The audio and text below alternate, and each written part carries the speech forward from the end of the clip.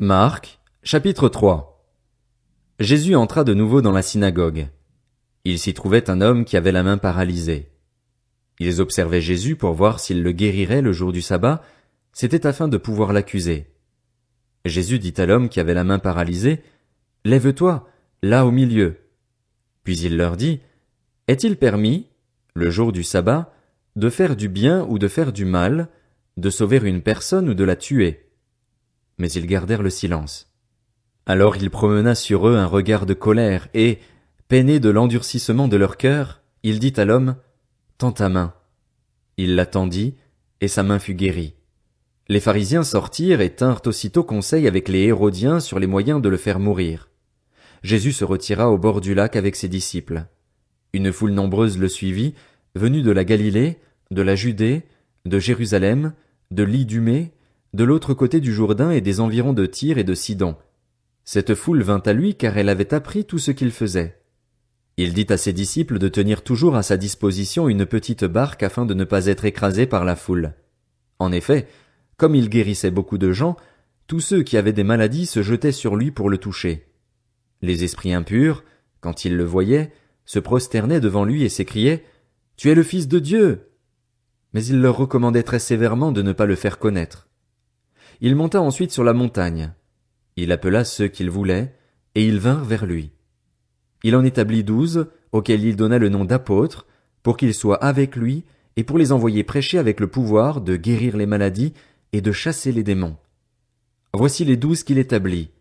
Simon, qu'il appela Pierre, Jacques, fils de Zébédée, et Jean, frère de Jacques, auquel il donna le nom de Boanerges, qui signifie fils du tonnerre. André, Philippe, Barthélemy, Matthieu, Thomas, Jacques, fils d'Alphée, Thaddée, Simon le Cananite, et Judas l'Iscariote, celui qui trahit Jésus. Ils se rendirent à la maison, et la foule se rassembla de nouveau, de sorte qu'ils ne pouvaient même pas prendre leur repas. Lorsqu'ils l'apprirent, les membres de la famille de Jésus vinrent pour s'emparer de lui, car ils disaient « Il a perdu la raison ». Les spécialistes de la loi qui étaient descendus de Jérusalem disaient « Il a en lui Béelzébul. C'est par le prince des démons qu'il chasse les démons. » Jésus les appela et leur dit sous forme de parabole « Comment Satan peut-il chasser Satan? Si un royaume est confronté à des luttes internes, ce royaume ne peut pas subsister, et si une famille est confrontée à des luttes internes, cette famille ne peut pas subsister. Si donc Satan se dresse contre lui-même, s'il est divisé, il ne peut pas subsister, c'en est fini de lui. Personne ne peut entrer dans la maison d'un homme fort et piller ses biens sans avoir d'abord attaché cet homme fort. Alors seulement il pillera sa maison.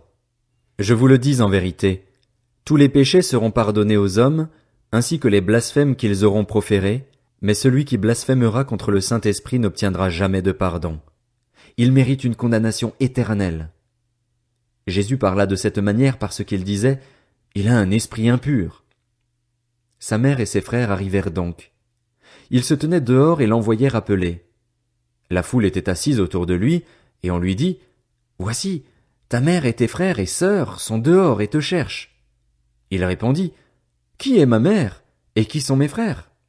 Puis il promena le regard sur ceux qui étaient assis tout autour de lui et dit « Voici ma mère et mes frères. En effet, celui qui fait la volonté de Dieu, celui-là est mon frère, ma sœur, ma mère. »